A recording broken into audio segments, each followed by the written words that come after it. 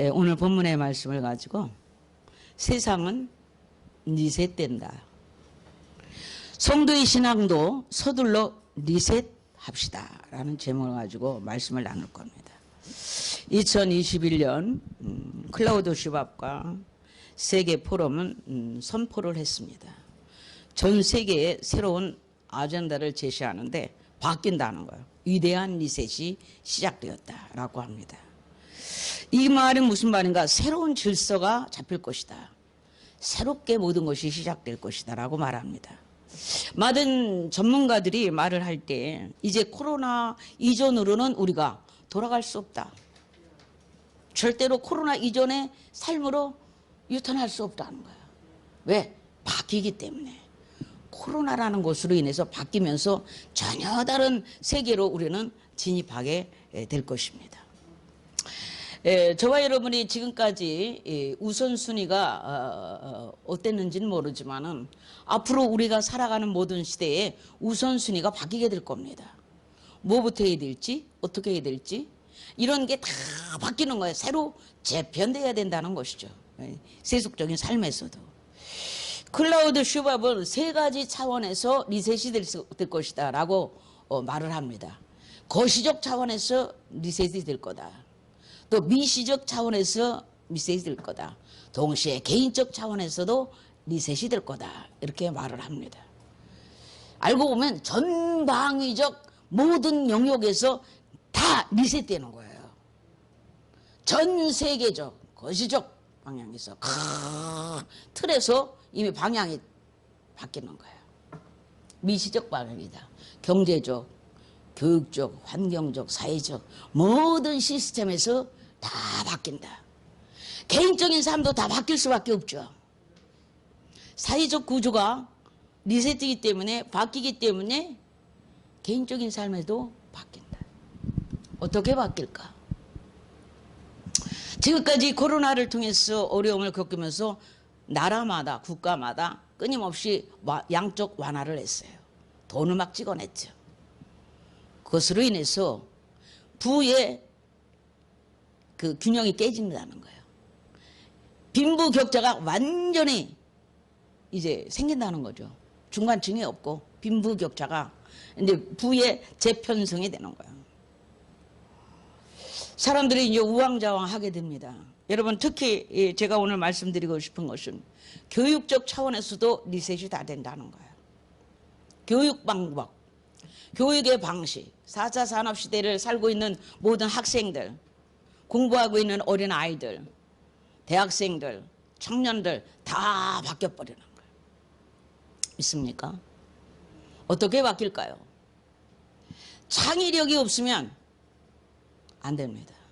그리고 4차 산업혁명 시대의 가장 핵심이 뭐냐면 인공지능이에요. 인공지능을 잘못 쓰면은 무기가 될 수 있습니다. 그렇기 때문에 인공지능에 대해서 살고 있는 이 시대의 학생들이 가르칠 게 뭐냐면 인성이에요, 인성.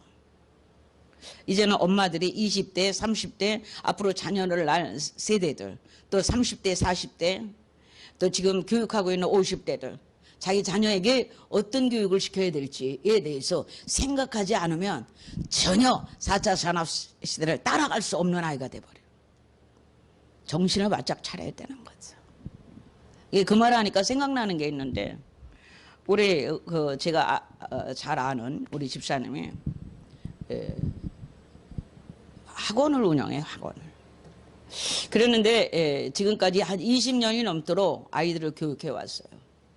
그래서 그 교육기관을 통해서 아이들의 창의력을 키우고 아이들의 인성교육을 하고 지금까지 수십 년 교육계에 몸담고 있었습니다. 아마 그분이 그쪽 영역에서는 아마 제가 아는 한은 굉장히 연구력과 추진력과 집중력에 있어서 1인자가 아닐까 생각을 합니다.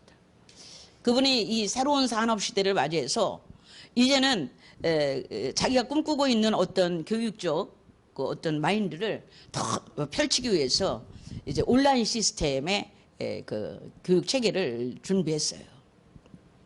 동방박사, 논리속독, 독서논술 아카데미라고 이제 이름을 붙여서 책을 다 그 교육 책까지 다 펴냈습니다. 제가 한번 소개하려고 합니다. 책도 굉장히 잘 나왔어요. 책도 굉장히 잘 나왔고 또 이게 1학년부터 4학년까지 1단계, 또 5학년부터 중학교 1학년까지 2단계 이런 식으로 교육을 하는데 중요한 것은 이 시대에 이 교육을 안 받으면 안 될 만큼 굉장히 그 열의를 가지고 이 사업을 하고 있습니다. 또 오늘날 우리의 시대들이 인성이 잘못되면 아무리 머리가 좋고 아무리 많은 것을 배워도 소용이 없는 겁니다. 인성으로 인해서 리더할 수 있는 사람이 돼야만 하죠. 이 4차 산업시대가 요구하는 사회상 요구하는 사람이 어떤 인재를 요구하는가? 창의력이 뛰어난 사람을 요구합니다. 협력정신이 뛰어난 사람을 요구합니다. 인성이 뛰어난 사람을 요구합니다. 이 산업사에서 융합 잘할 수 있는 사람들을 요청한다 이겁니다. 그런 인재를 원한다 이겁니다. 기업에서.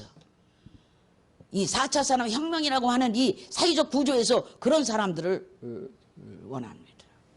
제가 이 학원에 하는 일이 뭔가 보니까 아이들에게 많은 책을 읽히면서 빨리 읽히면서 동시에 중요한 요점을 잡아낼 줄 아는 훈련이죠.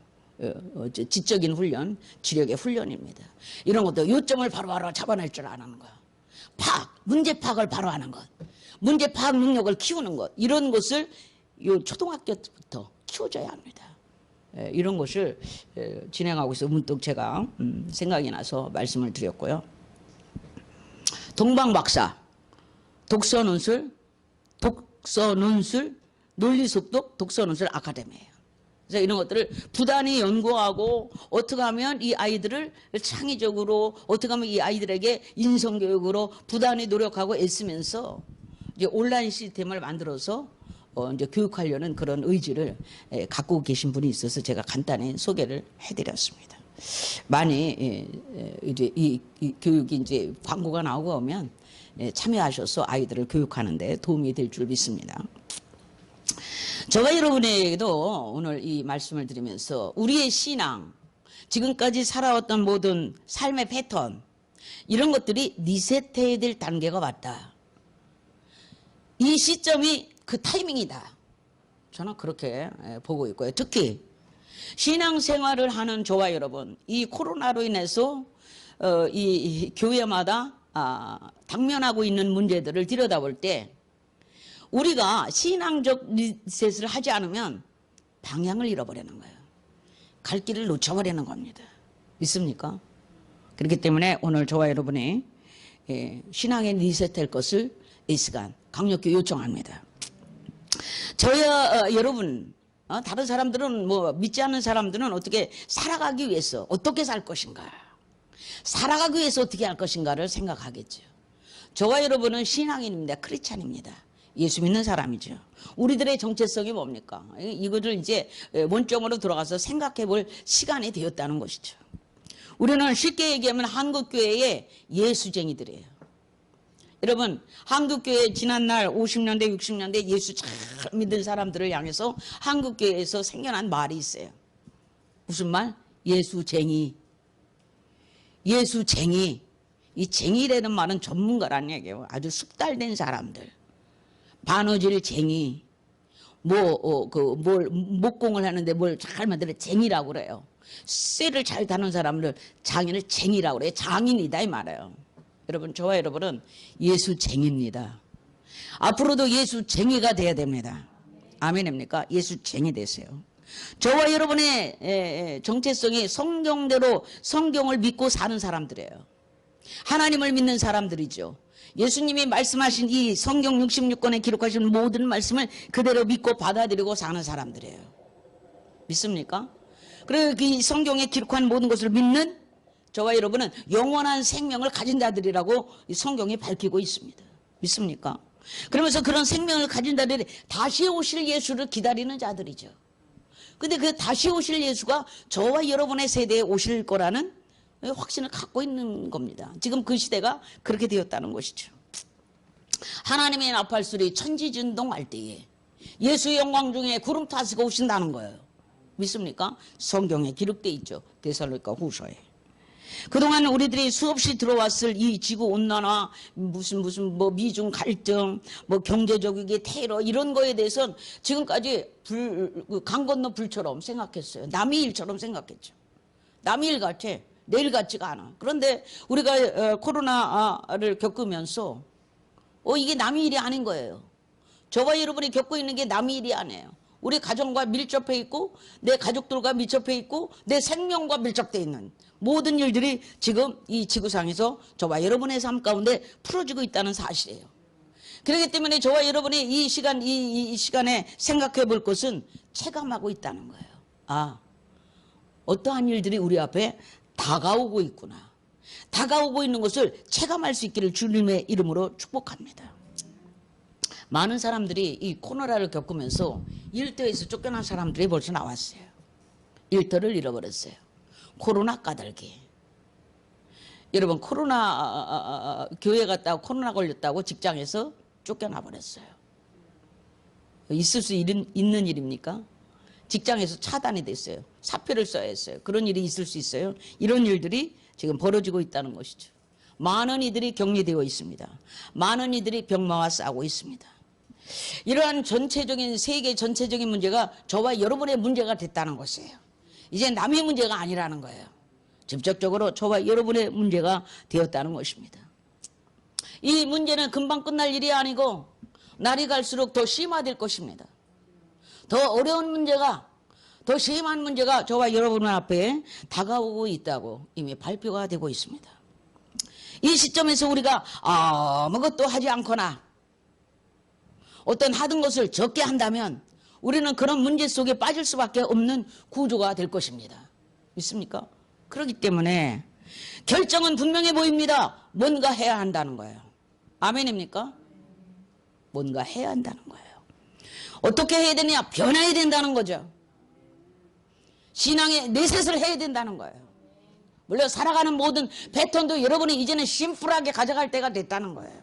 믿습니까? 변하지 않으면 안 됩니다. 뭔가 하지 않으면 안 됩니다. 믿습니까? 더 나은 미래가 오는 것이 아니라 구조적으로 더 어려운 문제들이 우리에게 다가오고 있습니다.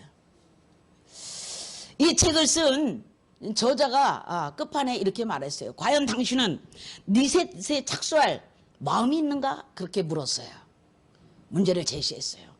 그 문제를 저는 여러분에게 제시합니다. 정말 여러분의 신앙을 리셋할 마음이 있습니까?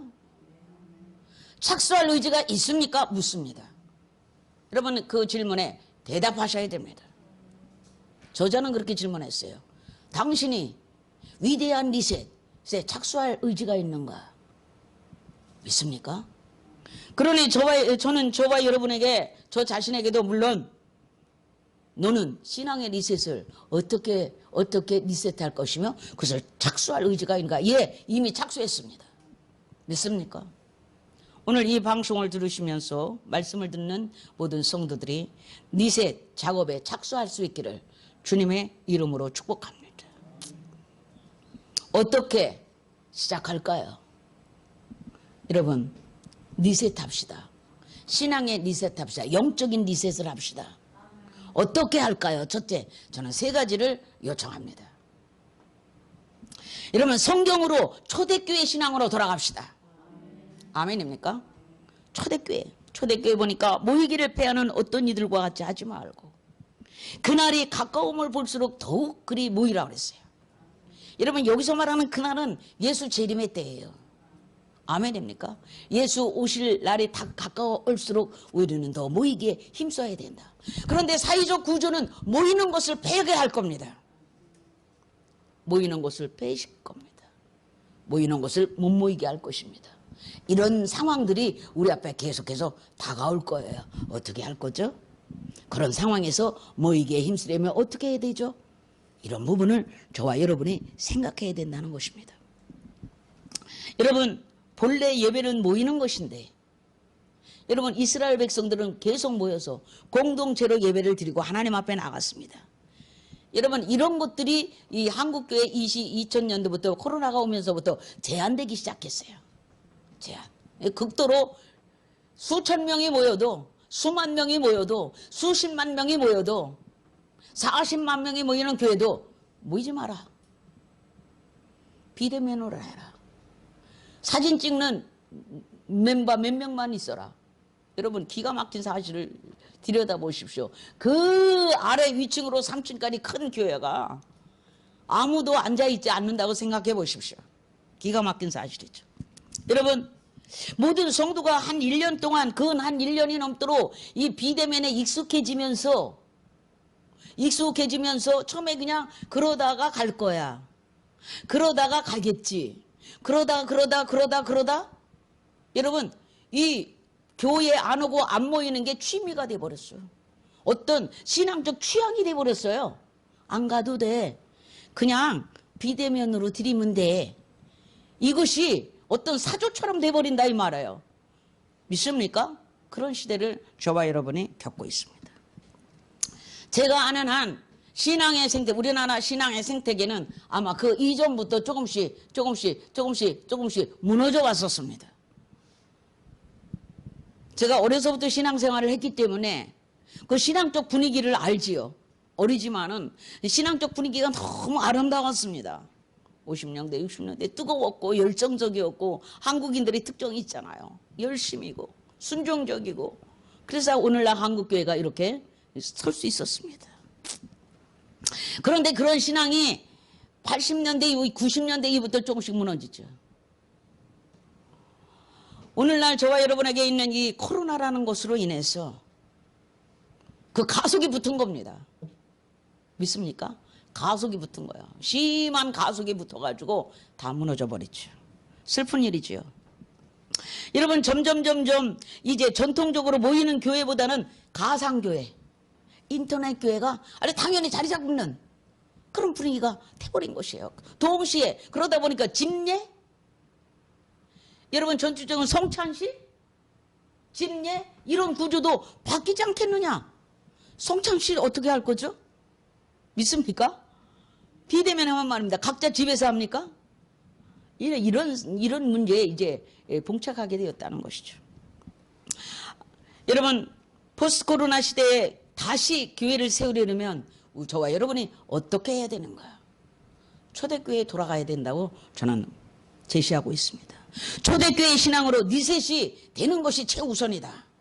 그러면 초대교회 신앙은 어떤 것이었느냐? 이런 겁니다. 어떠한 핍박과 환란이 오더라도 예배를 포기하지 않고 사랑을 실천하면서 드렸다는 거예요. 여러분, 2000년 교회의 역사 가운데 위기가 없었던 시대는 한 번도 없었습니다. 기독교 신앙이 2000년 역사를 모두 흘러오면서 위기가 없었던 때가 단 한 번도 없었어요.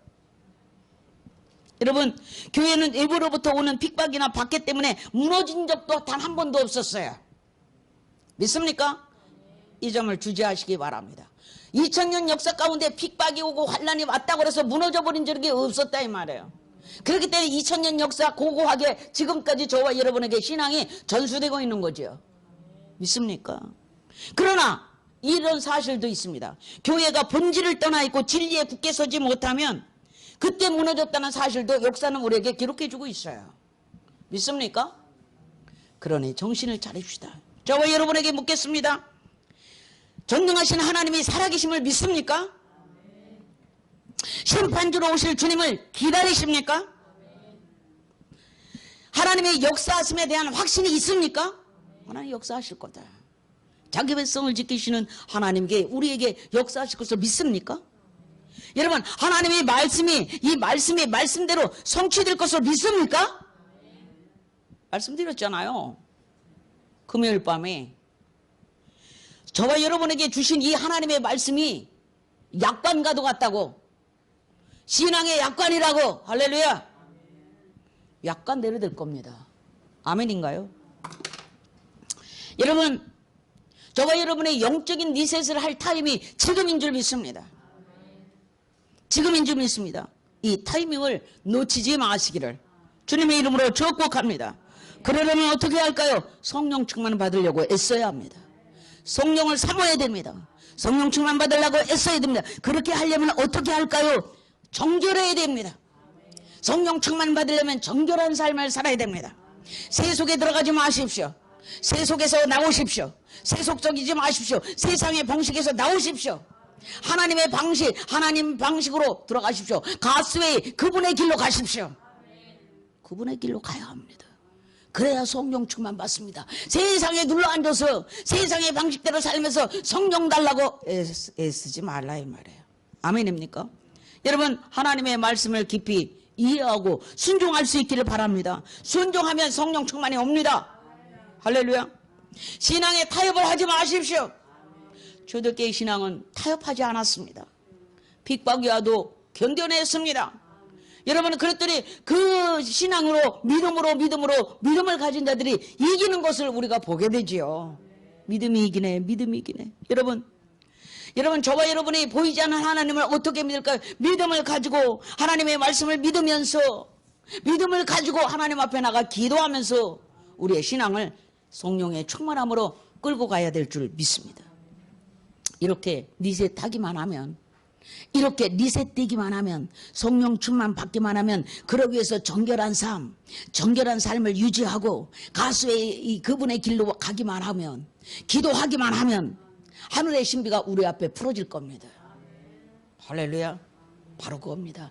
이스라엘 백성들이 위기를 만날 때마다, 이스라엘 백성들이 쫓아오는 애국 군대가 있을 때마다 하나님이 앞서가며 인도했습니다. 하늘의 신비가 풀어져 왔죠. 할렐루야. 그들의 필요가 필요해질 때마다 하늘에서 신비가 떨어졌습니다. 하나님이 그 신비로 자기 백성을 인도해 가셨습니다. 여러분, 어떤 상황이 올지라도 여러분이 성령 충만하기만 하다면, 우리가 신앙적인 영적인 리셋을 하기만 하면 그것이 대응력이 될 것입니다. 어떤 상황에도 그것이 대응력이 돼요. 대응력만 있으면 어떤 상황이라도 담대한 거예요. 대응력이 없기 때문에 무너지죠. 대응책이 없기 때문에 무너지는 거예요. 여러분, 저와 여러분에게 이 모든 대응력이 있기를 주님의 이름으로 축복하고, 영적 싸움에서 우리가 하나님의 편에 담대히 있을 때 하나님이 내 편이 돼주는 거예요. 내가 하나님의 편에 섰잖아요. 그러니 하나님도 내 편에 서주시죠. 아멘입니까? 두 번째 볼 것은 이겁니다. 이 최첨단 과학을 기반으로 한 산업혁명 시대가 이게 뭘까? 이 시대의 이 현상 이게 뭘까? 이걸 봐야 됩니다. 이것은 기독교를 무너뜨리기 위한 사단의 전략임을 기억하십시오. 하나로 가는 세대. 왜냐하면 클라우드 슈밥이 말하기를 이 세상은 큰 정부를 원한다 그랬어요. 더 큰 정부를 원한대요. 더 큰 정부가 뭐죠? 단일 정부를 말하는 거예요. 이런 글로벌적인 일을 해결하기 위해서는 더 큰 정부가 필요하다는 거예요. 여러분, 말이 바뀌었죠? 그런데 바뀐 말이 아니에요. 큰 정부를 말하는 것입니다. 이해할 수 있기를 바랍니다. 여러분, 과학이라는 이름으로 하나님의 말씀이 무시됩니다. 여러분, 인권과 자유라는 명목으로 창조 질서가 무너지고 있죠? 보고 있습니까? 안타까운 시대를 우리가 살고 있습니다. 이 최첨단 과학시대에 하나님을 대적하며 높아진 세상의 지식과 견고한 견고한 사상들, 견고한 어떤 사상들이 하나님을 대적하고 있죠. 기억할 수 있기를 원합니다. 여러분, 저와 여러분 크리스천들은 그 어느 때보다도 힘든 시대를 살고 있어요. 이런 사상들과 싸워야 될, 이런 사상들과 사상전을 벌려야 될 시대를 살고 있다 이거죠. 여러분, 마지막 때에는 성경에 예언된 것처럼 믿음을 가진 자들을 찾기가 어려울 겁니다. 왜죠? 배도했기 때문이죠. 배도란 무엇이죠? 내가 믿다가 안 믿고 돌아선 걸 배도라고 그래요. 처음부터 안 믿은 것을 배도라고 하지 않아요. 처음부터 안 믿은 것을 배도라고 하지 않아요. 믿다가 돌아선 거예요. 예수 믿는다고 믿다가 돌아선 걸 배도라고 하는 거죠. 슬픈 일이죠. 그렇기 때문에 마지막 때에 믿는 자를 보겠느냐 하는 것이에요. 여러분, 에덴 동산에서처럼 하나님의 말씀을 믿지 못하고 부정하고 왜곡시키는 일이 벌어질 거라는 거예요. 할렐루야? 이게 할렐루야가 아니지. 여러분, 에덴에서는 하나님의 말씀을 왜곡했어요. 부정했어요. 그럴 리 없어요. 누구 말을 들었어요? 사탄의 말을 들었죠. 따라갔죠. 부정하고 왜곡했죠. 막 사탄하고 대화하면서 왜곡하잖아요. 자기 마음대로 자기 뜻대로 하나님의 말씀을 왜곡하잖아요. 그런 일이 마지막 때 벌어진다 이거예요. 믿습니까? 배도하고 들어서면서 하나님의 말씀을 왜곡하는 거예요. 믿습니까? 이런 일들이 마지막 때 벌어집니다. 전 세계에 진화론으로 풀어져 있습니다. 모든 교육계가 진화론을 택학합니다. 진화론 기억하십시오. 뉴 에이지 운동 사탄의 운동입니다. 진화론도 사탄의 운동입니다. 여러분 저와 여러분의 뉴 에이지 운동도 진화론에서 나온 거고 이 모든 것들이 진화론에서 나온 거예요. 사람은 계속 진화한다. 그래서 반은 인간, 반은 기계화해서 영구히 영원히 살 수 있어요. 인간이 그런 것을 지금 연구하려고 노력하는 겁니다. 여러분 성경적 창조신앙은 하나님께로 돌아가는 통로와 같습니다. 우리가 창조론을 믿어야 돼요. 창조신앙을 가져야 해요. 그래서 창조주 하나님이시죠. 아멘입니까? 인간을 창조한 창조주 하나님을 온전히 믿을 수 없다면 그 사람은 하나님 앞에 나갈 수 없습니다. 창조주 하나님을 믿지 않는데 어떻게 하나님 앞에 나갑니까? 진화론을 믿는데 어떻게 하나님 앞에 나갑니까? 그런데 모든 교육체계가 모든 그게 진화론을 가르치죠. 그러니 부지런히 우리 크리스찬들은 가정에서 아이들에게 창조론을 가르치고 교회에서는 계속해서 창조론을 가르치고 동시에 왜 진화론이 남았는지도 가르치고 분별할 수 있는 눈을 열어줘야 될 줄 믿습니다. 마지막 하나, 우리는 저와 여러분이 재림신앙으로 리셋을 해야 된다. 강력히 요청합니다. 주우심을 기다리는 신앙으로 리셋되기를 주님의 이름으로 요청합니다. 여러분 전 지구적인 대홍수로 심판하시겠다는 하나님의 경고를 무시했었습니다. 노아의 시대의 사람들처럼 지금 최첨단 과학시대를 살고 있는 현대인들은 종말의 날에 심판주로 다시 오실 예수님을 비웃고 조롱하고 믿지 않고 있습니다. 그런 게 어디 있느냐 이거예요. 창조 질서가 무너짐으로 인해서 모든 것들이 이 전 지구적으로 재앙이 올 것입니다. 안 믿습니다. 그래서 믿지 않지요. 코로나19도 믿지 않아요. 멈출 거라고 믿는 거예요. 그러나 앞으로 점점 더 악한 것들이 역병이 창궐할 것입니다. 성경에 기록한 것입니다. 역병이 창궐할 거예요. 여러분 마음을 놓지 않기를 바랍니다. 국가와 국가, 사람과 사람 사이에 전쟁과 갈등과 반목이 계속될 거예요. 마지막 때에는 사랑이 식어지고 마지막 때는 사랑이 식어져서 믿지 않는 시대가 된 거예요. 서로가 서로를 믿지 않습니다. 돈을 사랑하고 자기를 사랑하며 자증하며 믿습니까? 철저한 개인주의가 되는 거예요. 철저한 개인주의가 되는 거예요. 무서운 사실이죠. 여러분 이 종말 시대에 재림신앙에 대한 확신이 없다면 가짜입니다. 가짜 크리스찬이죠. 여러분 주님이 오신다고 그랬는데 그 말을 믿지 않아요? 주님이 친히 하신 말씀이에요. 믿지 않습니까? 성경에 이렇게 기록되어 있습니다. 주께서 호령과 데살로니가전서 4장 16절 17절에 호령과 천사장의 소리와 하나님의 나팔로 친히 하늘로부터 쫓아 강림하시리니 그리스도 안에서 죽은 자들이 먼저 일어나고 그 후에 우리 살아남은 자도 저희와 함께 구름 속으로 끌어올려 공중에서 주를 영접하라 하시리라. 아멘. 볼지어다 구름을 타고 오시리라. 각인이 눈을 보겠고 그를 찌른 자도 볼 것이요 땅에 있는 모든 족속이 그로 인하여 애곡하리라. 오신다고 그러시죠. 저가 큰 마태복음 24장 15절에 저가 큰 나팔 소리와 함께 천사들을 보내리니 저희가 그 택하신 자들을 하늘 이 끝에서 저 끝으로 온 사방에서 모으리라. 그 모으는 거를 천사가 할 겁니다. 사방 이 끝에서 다 천사가 풀어져 나와서 자기 백성을 모으는 거예요. 불러서 모으는 거죠. 그래서 데리고 가죠. 휴거되죠. 이런 사실이 성경에 곳곳에 기록되어 있습니다. 여러분 그때가 되면 주님이 오실 때가 되면 주님이 우리를 공중에서 재림하시면서 저와 여러분을 채서 뭡니까 우리 잠자리 잡으러 가면 잠자리채로 날아가는 잠자리를 채잖아요. 그런 식으로 채우려 간다. 저와 여러분을 채우려 간다는 뜻이 휴거입니다.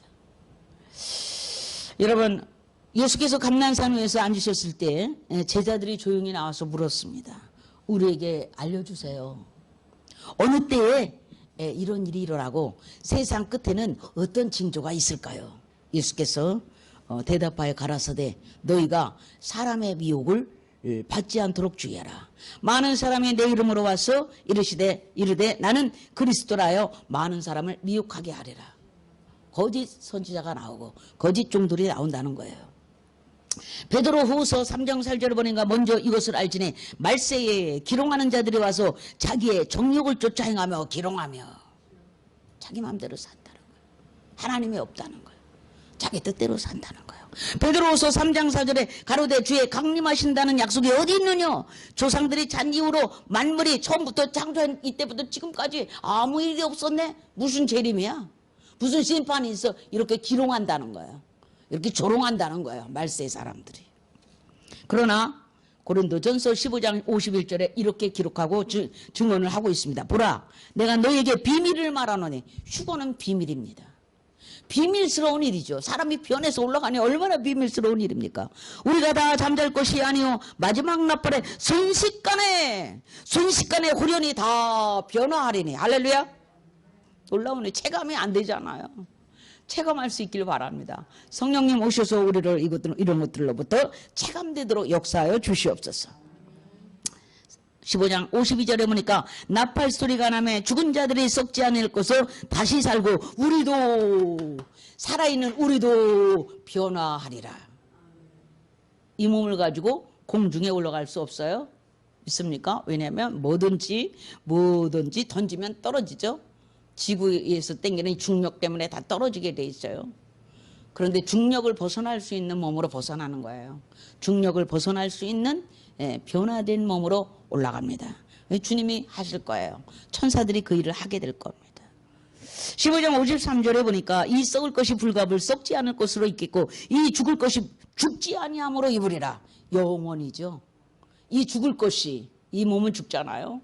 이 목숨은 죽잖아요. 그런데 죽을 것이 썩지 않을 것으로 불갑을 죽을 것이 죽지 않을 것으로 다시 입고 다시 변화되고 영생으로 다시 입고 온전한 것으로 다시 입고 이 썩을 것이 썩지 않을 것을 입고 이 죽을 것이 죽지 아니함을 입을 때에는 사망의 이김에 삼킴받으리라 기록했어요.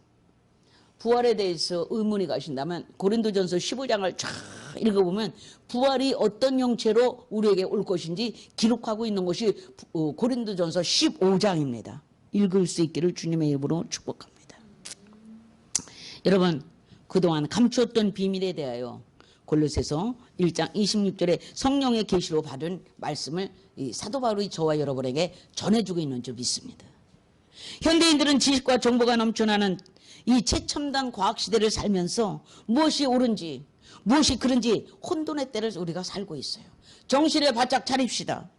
정신을 차리고 성경으로 돌아갈 수 있기를 주님의 이름으로 축복하고요. 성령으로 말미암아 거듭난 저와 여러분이 성령의 도움 없이는 바른 믿음을 가질 수가 없습니다. 그러니 성령 충만을 받아야 되죠. 제발 저와 여러분의 신앙이 퀄리티가 있기를 바랍니다. 퀄리티가 떨어지는 거예요. 신앙의 퀄리티가 떨어지는 거예요. 신앙은 신앙인인데 예수쟁이는 예수 믿는다는 것 같은데 쟁이가 아니야. 여러분 신앙의 퀄리티를 가지세요. 아유, 옷 살 때는 이 옷이 아주 고급스러워. 그런 건 잘 따지지. 아 이거는 저 바느질이 허접해. 어떤 퀄리티를 따지잖아요. 물건을 살 때. 그러면서 왜 여러분의 신앙에 대한 퀄리티는 못 찾습니까? 오늘부터 신앙의 퀄리티를 보세요. 아멘입니까? 말세의 믿음을 보겠느냐? 그러니 내가 정말 믿음이 있는가? 내 신앙 이거 가지고 내가 주님을 만날 수 있는가? 매 순간순간 저는 그것 때문에 매 순간순간 생각해요. 문득 설거지를 하다가 길을 걷다가 청소를 하다가 교회 왔다 갔다 하다가 문득 내 자신을 성찰하고 또 들여다보고 또 다독이고 믿습니까? 여러분은 그 순간순간을 기회로 삼을 수 있기를 주님의 이름으로 축복하고요. 신앙을 회복할 수 있기를 바랍니다. 리셋할 수 있기를 주님의 이름으로 축복합니다. 그리고 그 리셋한 것을 유지하시고 보수해 가면서 계속 보수해 가면서 유지할 수 있기를 주님의 이름으로 축복합니다. 이게 리셋하는 것입니다. 할렐루야. 여기까지 끝.